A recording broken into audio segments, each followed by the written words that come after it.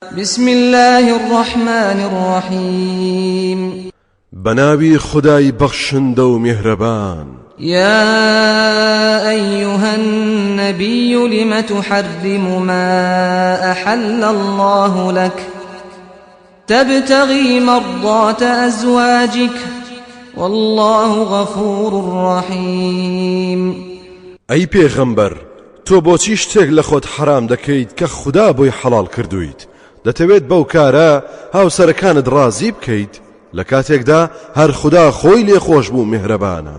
قد فرض الله لكم تحلة أيمانكم والله مولاكم وهو العليم الحكيم.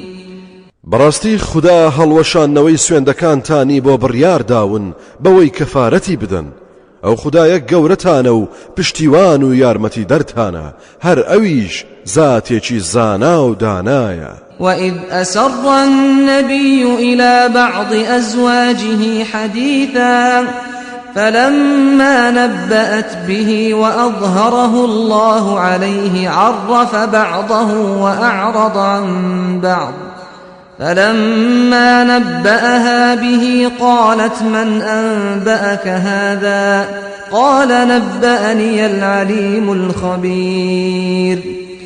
کاتێک پێغەمبەر قسەیەکی نهێنی لای هەندێک لە خێزانەکانی دەرکاند کە ئەویش دایکە حەفسە بوو جا کاتێک ئەویش باسەکەی گەیاندە دایکە عایشە خداش پێغەمبەری ئاگادار کرد لە ڕاز و نیازیان و باسی هەندێک لە ڕازەکەی کرد و باسی هەندێکی نەکرد.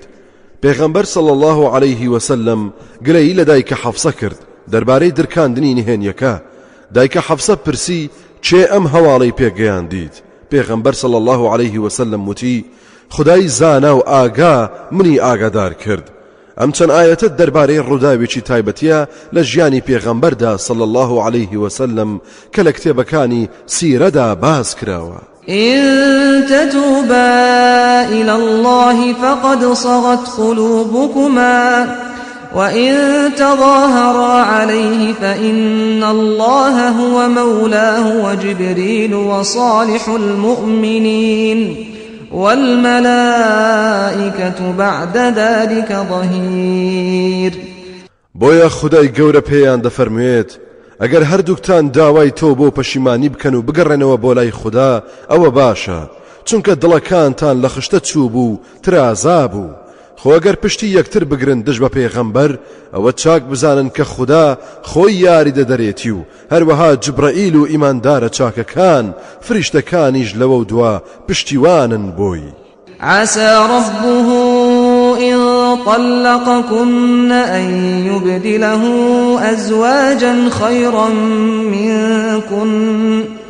أزواجا خيرا منكن مسلمات مؤمنات قانتات تائبات عابدات سائحات ثيبات وأبكارا. ئەگەر پێغەمبەر تەلاقتان بدات ئەوە نزیکە خدا هاوسەرانی چاکتر لە ئێوەی پێ ببەخشێت مسلمان و باوەڕدار ملکەتی پەروەردگار زوو لە هەڵە پەشیمان خدا پەرست و دیندار ڕۆژوەوان یا بیر و هۆشیان لە کاردایە و سەرنجی دروستکراوانی خدا دەدەن هەروەها ئەو ئافرەتانە هەیانە بێوەن و هەیانە کچن.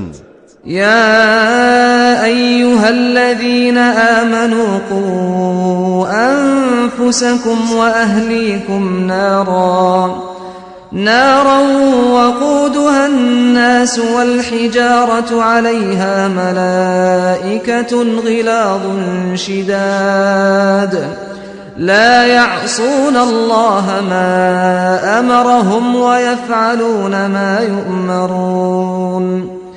ئەو کەسانەی کە باوەڕتان هێناوە خۆتان و کەس و کارتان بپارێزن لە ئاگرێک کەس و تەمەنیەکەی خەڵکی و بەردا سەرپەرشتیاری ئەو دۆزەخ و ئاگرا جۆرە فریشتەیەکن کە زۆر دڵڕەق و تند و تیژن نافەرمانی خدا ناکەن لە هیچ شتێکدا کە فەرمانیان پێ بدات و هەرچی فەرمانێکیان پێ بدرێت ئەنجامی دەدەن.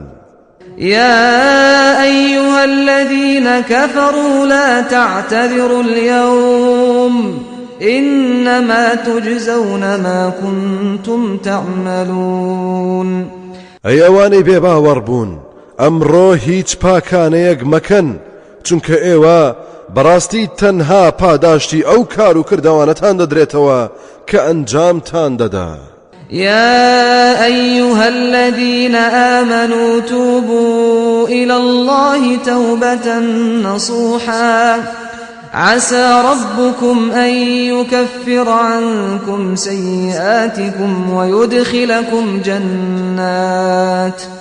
ويدخلكم جنات تجري من تحتها الأنهار يوم لا يخزي الله النبي والذين آمنوا معه نورهم يسعى بين أيديهم وبأيمانهم يقولون ربنا أتمم لنا نورنا واغفر لنا إنك على كل شيء قدير.